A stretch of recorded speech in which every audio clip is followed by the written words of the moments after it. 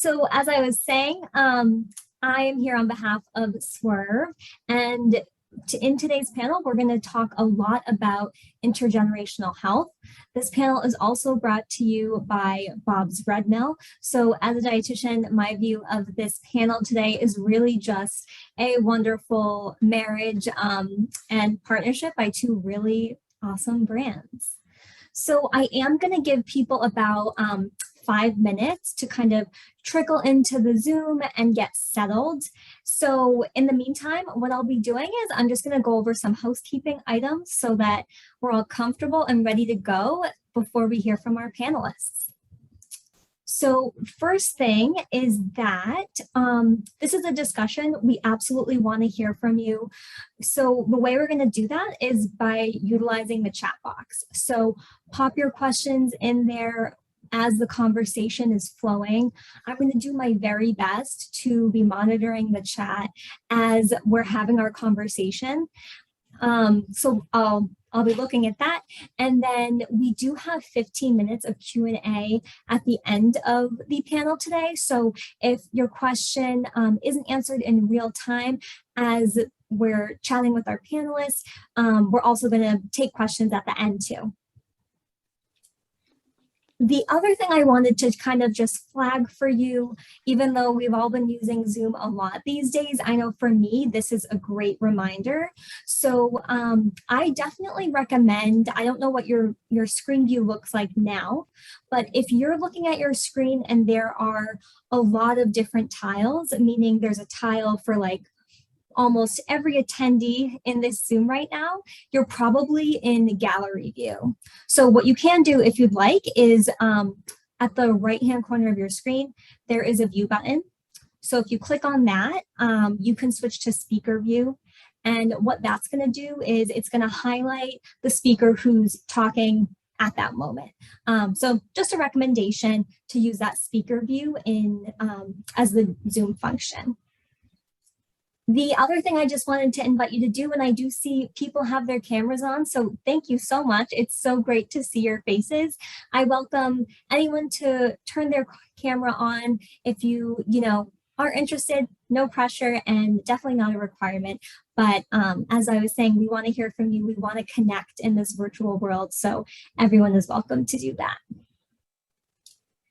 Another announcement that I'm very excited about. So I wanted to share that everybody, meaning everybody in this Zoom discussion today is going to receive a copy of Judith's book, You Are What Your Grandparents Ate. You can see this is my copy and I have like my earmarked pages for future reference. It is a fantastic book.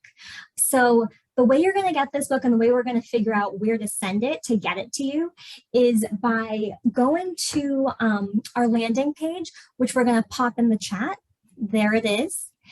And that's where we're going to know how to send it. So you're going to enter the best mailing address, and that's how we're going to get the book to you. And that is our thank you for joining us today. So thank you. The other thing with that landing page by signing up is you'll also be entered to win a baking kit. And this baking kit is from Swerve and also Bob's Bread Mill. And that's going to be five names are going to be picked for that. So everyone gets the book and then 5 lucky winners get the baking kit. One other thing before we get started and before I introduce our panelists is I did want to tell you a little bit more about Swerve. So Swerve is a natural sugar substitute, and here it is right here. And they have a whole line of natural sugar substitutes. So this is the brown Swerve. There's also granulated Swerve and confectioners. So these are 0 calorie and low glycemic. So really great for anyone looking to decrease their added sugar intake, but definitely as low glycemic, great for people with diabetes. Swerve also has a line of bake mixes. So all these bake mixes are grain and gluten-free, and these are carb conscious as well. And they're made with Swerve natural sugar substitutes. So that's what the bake mixes look like. And as a dietitian, what I love about these is that they're actually made with almond and coconut flour, which, as we know, are very high, they're high quality, nutrient rich flours compared to others. And that's something that a lot of bake mixes don't have. So I just kind of wanted to share that. And I'm seeing all these thank yous in the chat. I'm glad you guys are excited about the book.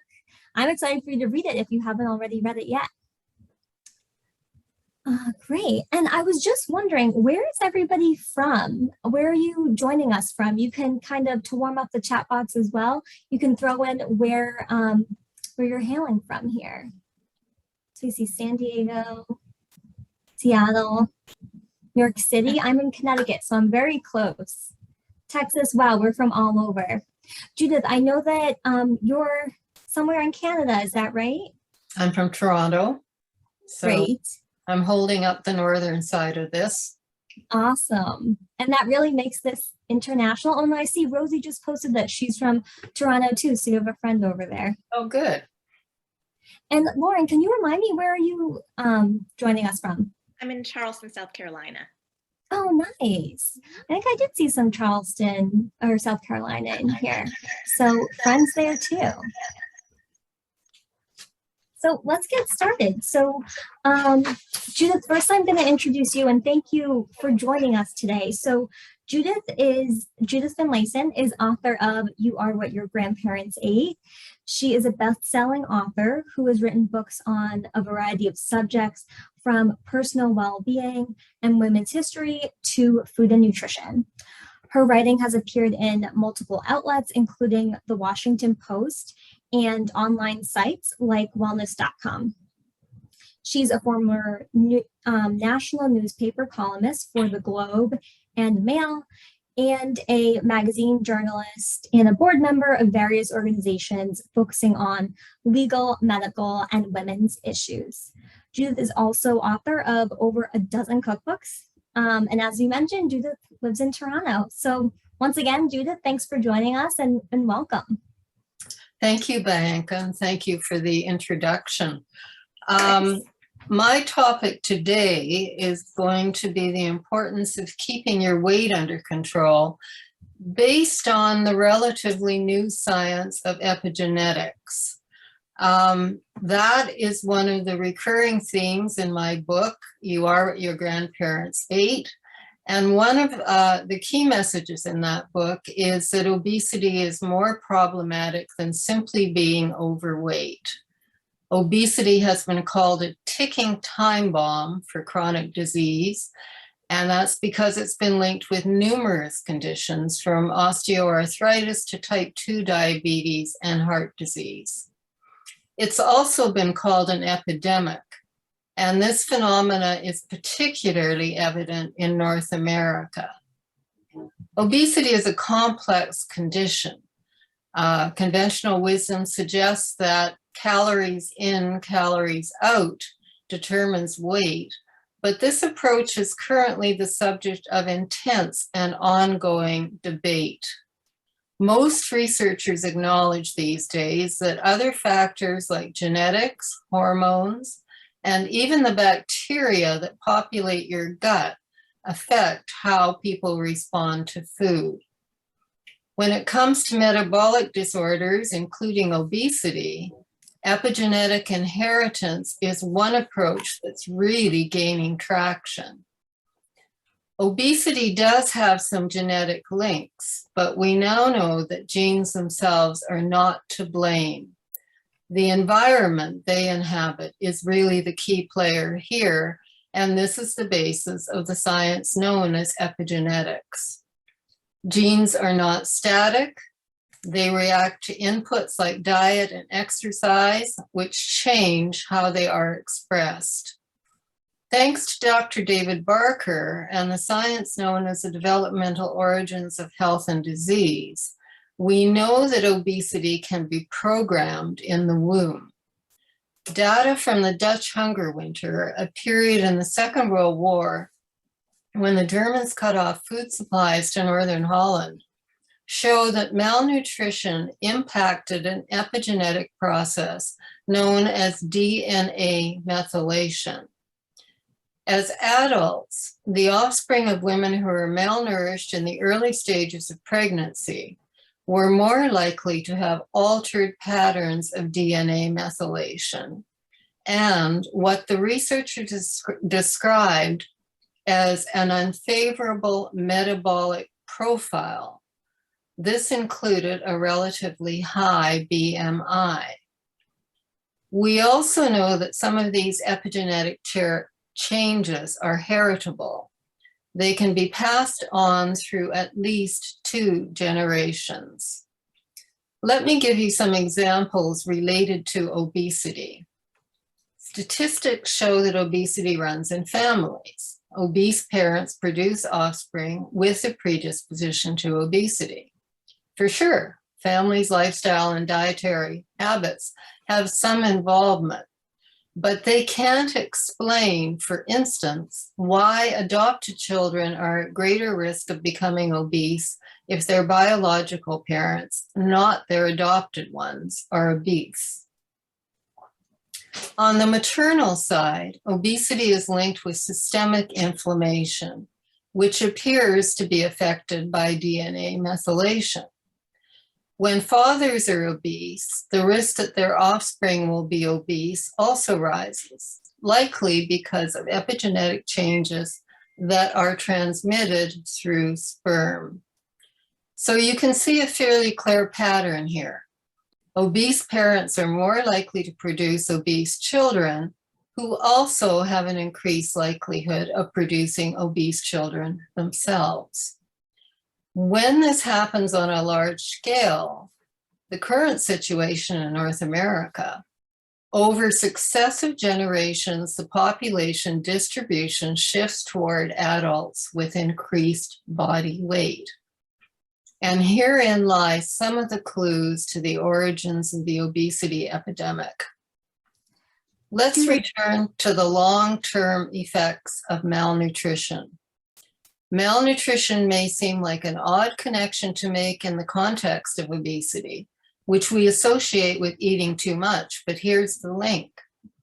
3 generations of Americans have been raised on the so-called standard American diet, which is loaded with nutrient-deficient, ultra-processed foods. As a result, many Americans suffer from a condition known as high-calorie malnutrition. This includes pregnant women. We now have a pretty good idea of how offspring are programmed for metabolic disease in utero. Dr. Barker's original research was published in 1986, and it has been confirmed by hundreds, if not thousands, of studies. Fetal life is a critical period of development. It's a time of heightened sensitivity to environmental impacts, which can have lifelong consequences. If a fetus can't obtain the nutrients it needs, it will trade off the development of some organs to protect others that are more vital. For instance, sacrificing kidney cells to protect the heart and the brain. Poor nutrition can also reprogram how the developing baby's genes express themselves. It's complicated to explain, but basically your genes remember the effect of malnourishment. These biological memories are known as epigenetic modifications, and they change gene expression. These changes increase your susceptibility to developing certain diseases in adulthood. They can also be passed on to future generations through epigenetic modifications to male sperm and female eggs. Okay, that's a big chunk of bad news. There's time for some good news. And for starters, not all of your at-risk children become obese. That's because even if your propensity for gaining weight was programmed early in life, you can change how this story develops. Consider the curious case of identical twins where one is svelte and the other is obese. When German studies looked at this, the German scientists, they decided that it was the result of epigenetic changes, a phenomenon known as epigenetic drift, So as their lifestyles changed, so did their weight. Remember, your genes are constantly adapting to their environment. That means you can have a substantial impact on how your body reacts to any negative programming by taking steps to improve how your genes express themselves. Research. Judith, I just want to, I'm so sorry to interrupt you. I just wanted to actually, one thing I really grabbed hold of that you have been speaking about is when you first started and talking about the effects of our weight and also like that effect on our offspring, in addition to not just mom, but also the father and that equation, which we don't like think often too much about. And I do want to just quickly introduce Lauren, our other panelist, so that she can chime in if she has anything to share as well. And then I do have some additional questions, and we want to hear so much more about how intergenerational health is something that's so important as dietitians for us to kind of gently incorporate into our everyday practice in lots of different fields. So I'm gonna introduce Lauren here. So Lauren Manaker is representing Bob's Red Mill, and Lauren is a registered dietitian. She's also an freelance nutrition writer, book author, blogger, nutrition communications expert, recipe developer, nutrition spokesperson, women's health and pediatric nutrition expert, and certified lactation educator. And she began her business in 2018 to make quality nutrition advice more transparent and accessible. So as a mother of one and an advocate for women's health, Lauren really works to foster easily accessible nutrition communities through a multitude of platforms, including her blog, but also as a freelance writer. She also works as a freelance writer for media outlets, brands, and as a social media persona. She also works with small food companies to elevate their message in a credible and evidence-based manner by her nutrition spokesperson work, nutrition advisory, content creation, recipe development, and more. So I just wanted to welcome Lauren to the panel as well and give you the opportunity to really participate in our discussion here. Thank you. And thank you so much for having me. Next voicemail is Judith Finlayson. Please. Of course. Thanks for joining us. And you know, this is a topic that really seems to capture people's interest a lot. And because it's something that we never really considered before, how what we're eating isn't only affecting us. I think we're finally understanding that what we're eating can affect our baby's health, but also our grandbaby's health too. So it's a really empowering topic to focus on. Yeah, absolutely. And Judith, I wanted to revisit, because I as a dietitian found this like extremely fascinating and eye-opening about really, if you could speak more to how a healthy diet from the father lens, like how a healthy diet really can promote long-term intergenerational health, not only from the mom's diet, once again, but really dad's side.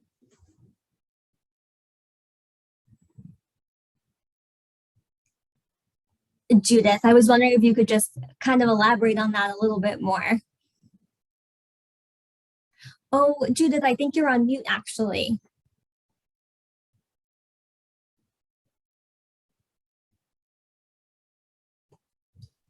Okay. Oh, there you are. There we go. And the issue with fathers is that we know that epigenetic changes are transmitted through sperm. And that's because when sperm, with women, with females, the eggs are forming while the fetus, the female fetus, is still in the mother's womb. So anything that happens to the mother leaves epigenetic marks on the reproductive cells, which are passed on intergenerationally. So these tend to focus on things like metabolic susceptibility to metabolic diseases and so on. With males, their sperm cells form around the time of puberty, and that's when they are most vulnerable to having epigenetic modifications imprinted on those sperm cells. And then those are transmitted through the generations at conception. But so they're just two slightly different time periods at which the developmental origins are formed, the epigenetic modifications. But we do have a significant amount of evidence showing that they are heritable and that they are passed on through the generations. Yeah, that I'm so glad you kind of elaborated on that, because it's not something that we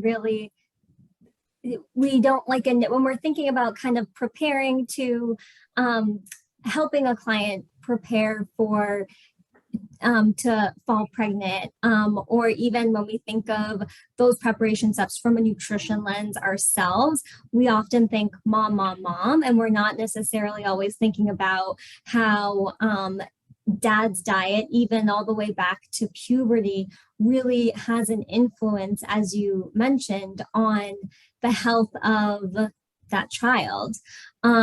So thank you so much for kind of elaborating on that there. And I know that you were just about to dive into kind of the good news, because it can be, you know, when we think of where we're at in our lives, we can't really undo the diet choices that we've made, right? So I want you to be able to get to that good news that you were just about to share with us. Well, in a way that we can undo some of those bad diet choices. Research points to 3 key areas where positive lifestyle modifications have been shown to improve gene expression. Getting adequate exercise, managing stress, and eating a nutritious diet. It's interesting because these approaches really align with research from the so-called blue zones, where people live the longest, healthiest lives. And focusing on nutrition then, here are some of the things that you can do to improve gene expression. And I'm sure that Lauren will have more to say about this when she gets into some of her specific details. But focusing on fighting inflammation is a big one, because a healthy diet and regular exercise, as we know, are positive anti-inflammatories. What's less well known is that both have been shown to improve gene expression. The Mediterranean diet, which is high in whole foods like fruits, vegetables, whole grains, and healthy fats, has been well studied, and we now know that it works its magic in part by improving how your genes express themselves. It may also be worth looking at the other side of this coin. By now, it's well known that a diet high in processed foods promotes inflammation. And now we're seeing also why this happens. At least one study has linked Western dietary patterns, high in red meats, processed meats, refined grains, and sweet desserts, with major differences in gene expression related to inflammation. Kicking your sweet tooth is another issue. Sugar consumption hovers over the negative outcomes that I just mentioned. It's one of the triumvirate of ingredients, along with salt and fat, that is overused in ultra-processed foods with the intention of creating a bliss point that makes you want more. The fructose found in whole foods, like fruit, provides a healthy source of energy. But the opposite is true when fructose is selectively enriched in processed foods, like sugar-sweetened beverages. Sugar consumption has been shown to alter various genetic pathways in ways that set the stage for metabolic problems, including obesity. And last but certainly not least is one of my currently favorite topics, and that is nurturing your microbiome. It's another way of improving gene expression. You probably know that fiber keeps you thin because it fills you up, but it also helps you to maintain a healthy weight by supporting the growth of beneficial bacteria in your gut. Among their benefits, good bacteria support substances that battle inflammation. They also communicate with cells throughout your body, supporting positive gene expression. We know that obese people lack diversity in their gut bacteria, which is a characteristic of an unhealthy microbiome. Leaner individuals tend to have richer, more diverse microbiomes. People who are obese also have a higher ratio of bacteria associated with inefficient energy use, which predisposes the body to store excess calories as fat. Emerging research is looking at fine-tuning the microbiota as a way of controlling weight. And research shows that a diet high in plant foods is the surest way to boost your microbiome health. So in conclusion, we know that obesity is a serious condition and it may require professional advice. But we also know that a diet focused on nutritious whole foods can go a long way toward helping you manage your weight and other aspects of your well-being. It's been linked with a healthy mood and so on by improving how your genes express themselves. So Lauren, I'm now going to turn it over to you for some more specific information on nutrition and weight control. Great, and thank you so much for all of that information. It's just fascinating to me, so I'm sure everyone else agrees too, how we as dietitians can play a role in our babies. It's just an incredible thing. One thing I would love to point out, and I'm going to go rogue on you right now, because we did touch on the male side of things, which I agree we don't always talk about, and it's so impactful. And yes, you know, mother's weight, mother's health can certainly play a role in future generations, but a lot of data is now coming out on certain nutrient deficiencies and the outcomes of future generations when we're looking at the paternal side of things. I've taken a personal interest on the male side of fertility because I really did feel like and I still do think that there's a big knowledge gap there. And one specific nutrient for men is folate deficiency, folate deficiency, and how that can impact child's weight and birth term. So you can have preterm birth when there's a correlation between men with folate deficiency and preterm birth. So focusing on that nutrient with folate-rich foods, you know, we think of green leafies seem to be top of mind, but foods like oats, you know, Bob's Red Mill has some fantastic oats. A lot of other folate-rich foods can really play a role. So just had to throw that in there. I really, really like to highlight the male side of things since the women seem to carry the brunt of like the world at times. So equal opportunity here, right? No, you're so right, Lauren. That's so important to make sure we kind of speak to it on both sides.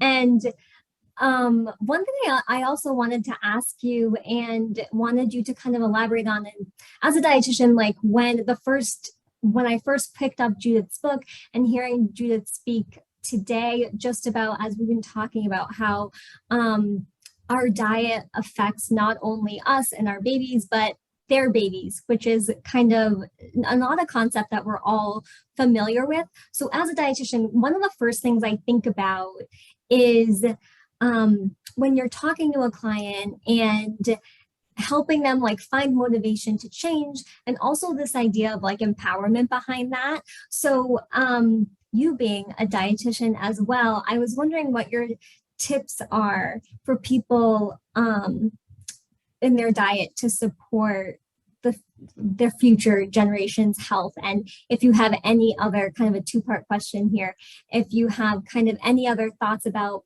how to kind of gently use this information in our practice. Absolutely. And, you know, we do know that being obese is linked to some unsavory outcomes for future generations. So I do want to be clear, we're not talking about like, you know, you might not have that bikini body or whatever people call. Like, we're not talking about holding on to a few extra pounds. It's, you know, I really want to convey the message that this isn't about, you know, body shaming or anything from that nature, but really trying to manage and maintain a healthy weight.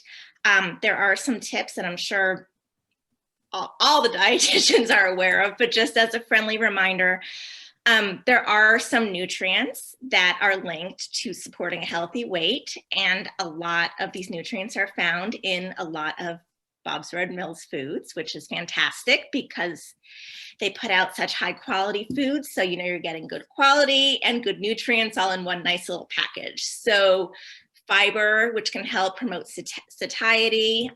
So things like the oats, some quinoa, the sorghum, which is fantastic for popping. If you don't want popcorn kernels stuck in your teeth, try popping the sorghum. That's what we do in our home. Protein is also a fantastic nutrient to focus on to promote satiety. So again, Bob's Red Mill has some great options to fill in those gaps as well. Things like lentils, hemp seed hearts, and pumpkin seeds, and then healthy fats, things like chia seeds and flax seeds, and then beyond the diet and other tidbits that I'm sure a lot of us have heard over the years. Gretchen is the program director, Women's and Cardiovascular Health Science. A lot of data is now highlighting how the carbohydrates we choose can play a role. You know, like Judith said, you know, data is just coming at us, it seems like every day. So none of us have the magic bullet yet, but we're trying to incorporate everything we know to help manage the healthy weights.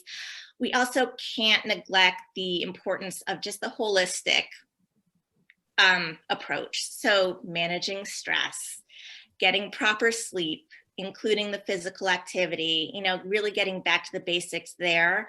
We can't neglect all of those factors while we're talking about what people are eating. Yeah, I mean, absolutely.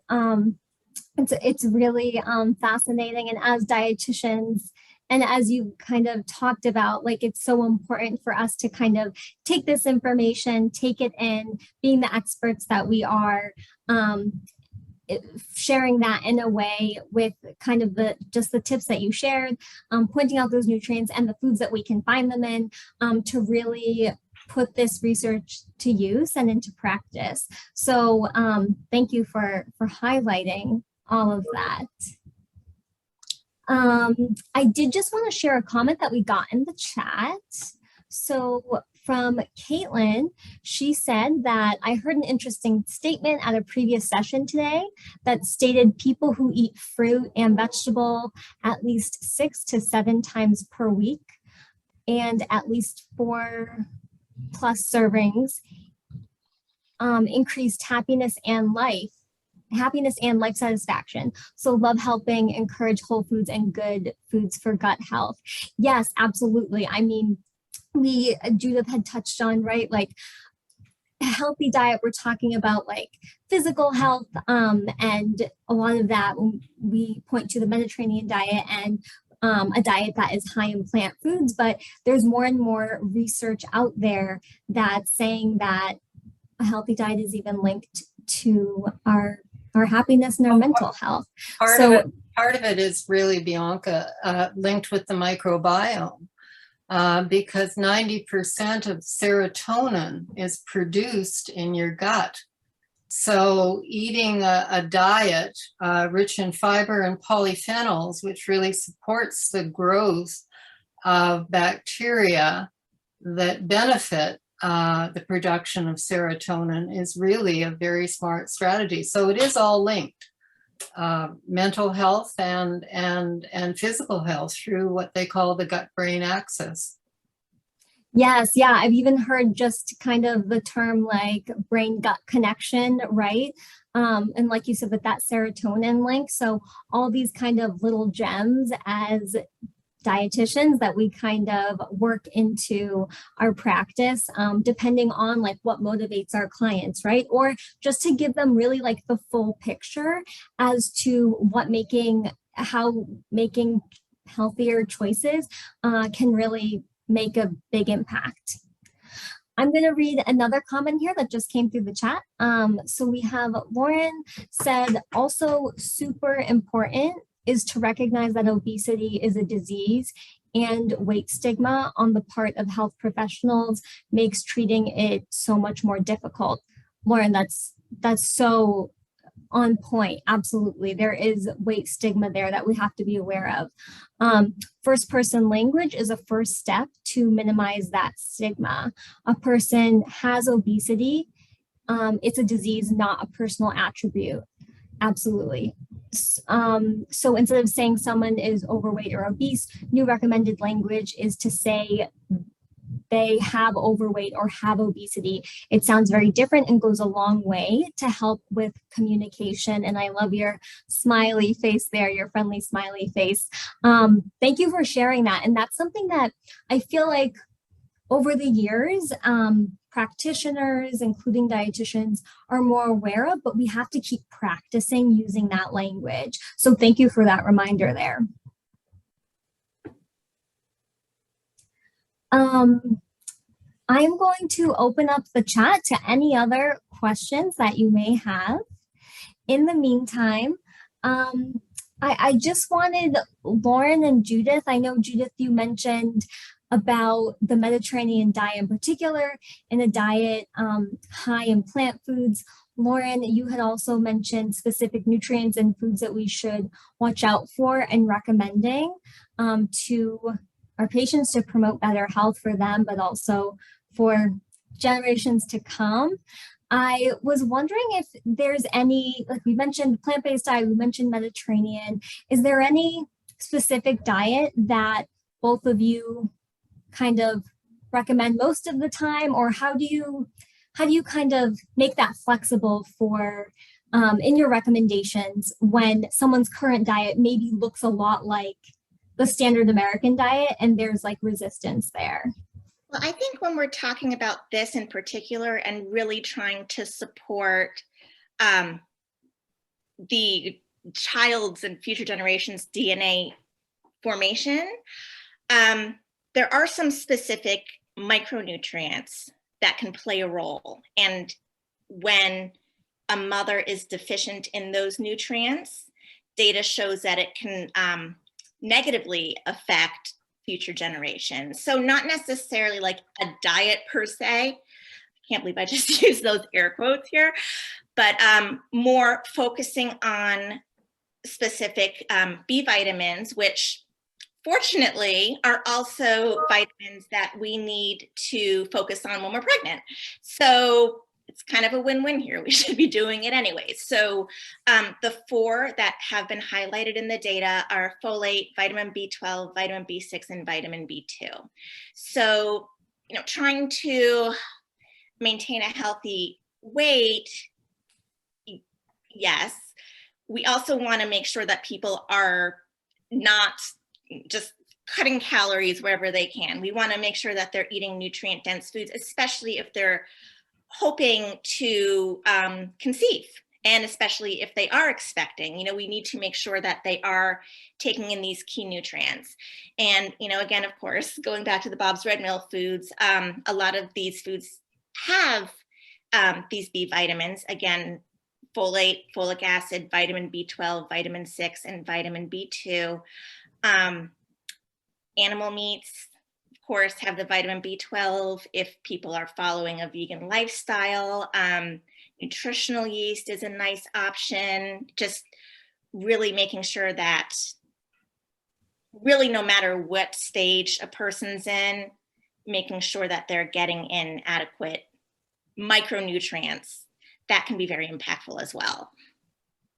Yeah, I certainly agree with that. I tend to say when I give these presentations on epigenetics, which are, you know, that it really is something approaching rocket science in terms of the complexities, but that when it comes to nutrition, it's really very simple. Just eat whole foods. If you eat a balanced diet with a variety of whole foods, because they work together, and there are all these substances in foods, and I think we've just almost seen the tip of the iceberg in terms of the nutritional components of foods. You know, we discovered macronutrients and micronutrients, and then we got into phytonutrients. I mean, I'm old enough to remember when phytonutrients were considered controversial.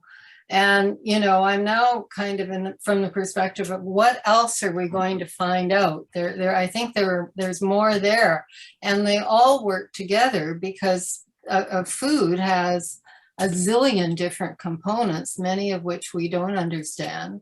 And they support each other, and they can be synergistic in their value. So really a healthy diet of whole foods, mostly plants to support your microbiome. And don't eat, as Michael Pollan said, anything your grandmother wouldn't recognize as food. You know, so avoid chemicals and processed foods.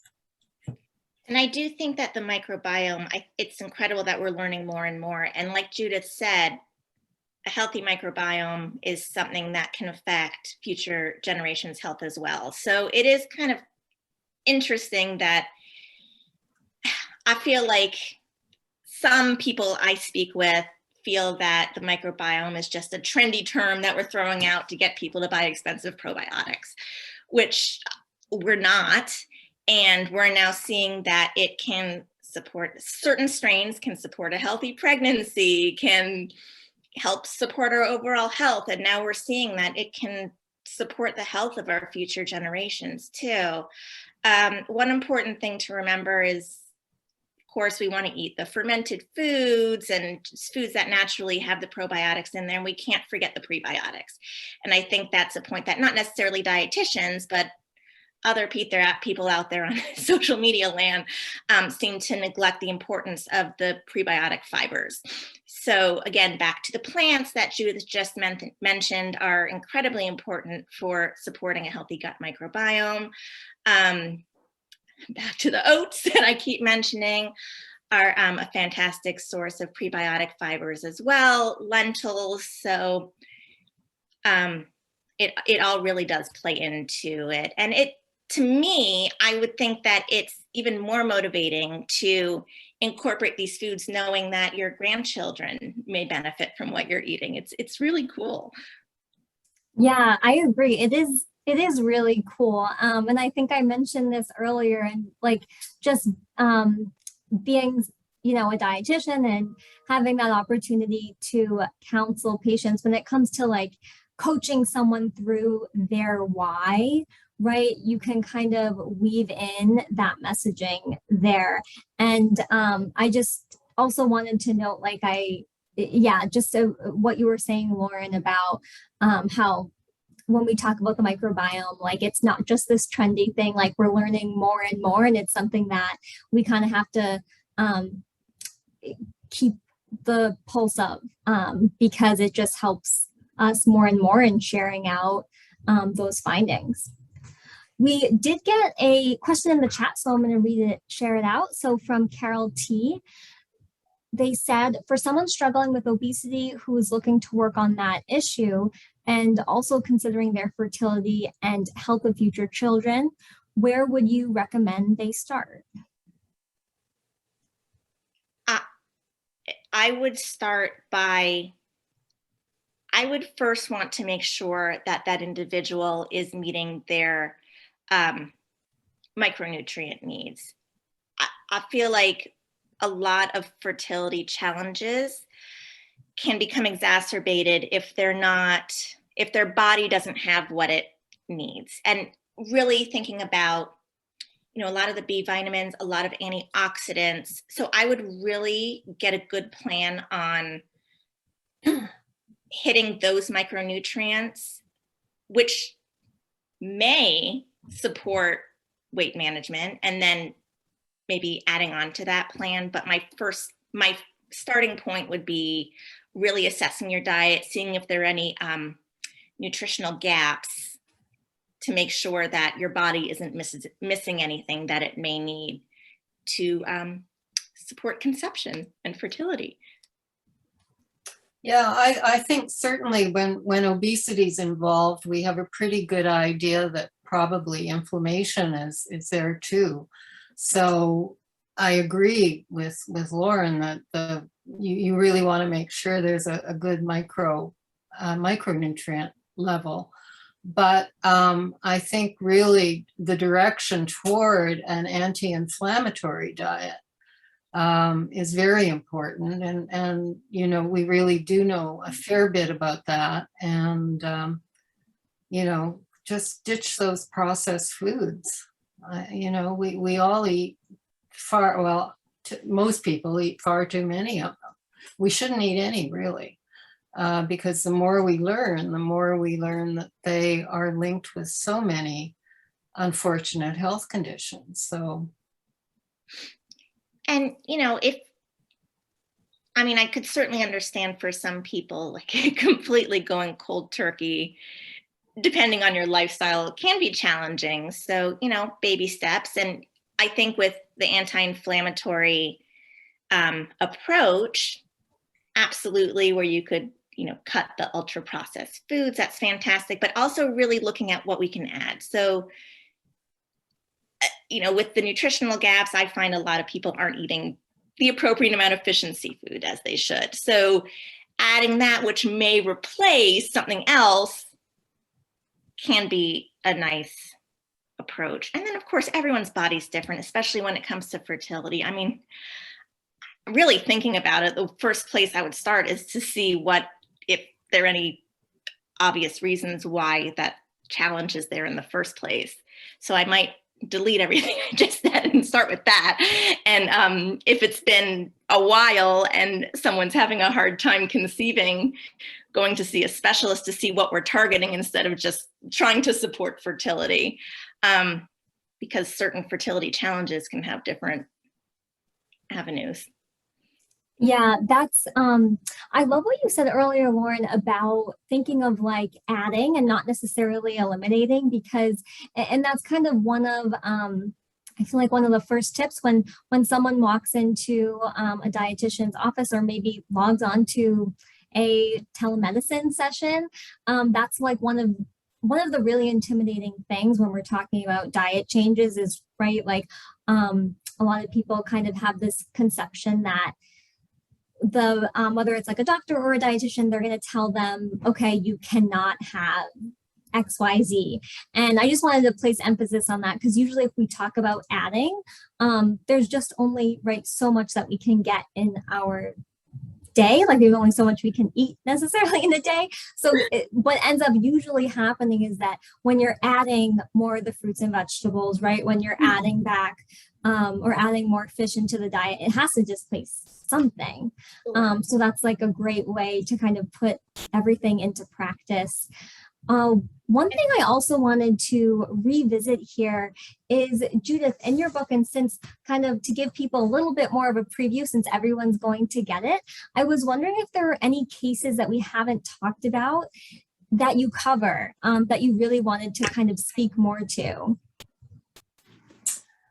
Well, we've covered the basics, which is the importance of really, if we really want to break this cycle, if we invest in the health it's multifaceted, so there's so many things we can do, but a focus that would be extremely effective would be focusing on improving the nutritional health of pregnant women, because that can begin to break the cycle. Poor nutrition is linked with high infant mortality rates, high maternal mortality rates, and low birth weight babies. And Dr. Barker's research, for instance, showed that if you could reduce the number or eliminate low birth weight babies, that you could reduce the rate of type 2 diabetes by 50% in just one generation. So that's a huge statistic and a huge improvement in our health. But so much of how society is constructed really conspires against this. So, you need, for instance, in Finland, they were able to dramatically, they had just in fact, when I was writing the book, I had to go back and recheck it because I thought I'd made a mistake.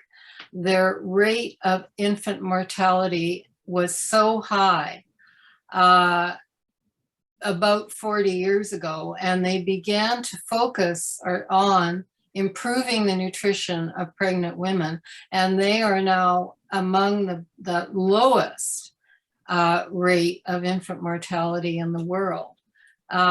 But in the US, they have a very high rate of maternal and infant mortality, as you know. And that shouldn't be happening. And we can really move to resolve that by improving the nutrition of pregnant women. Yeah, thank you for shedding more light on that. And when it came to that case in Finland in particular, where you're saying that they were successful in decreasing infant mortality rate, can you talk more about like what that, if you can, what that intervention looked like for mothers and how that was, what it entailed and how it was implemented?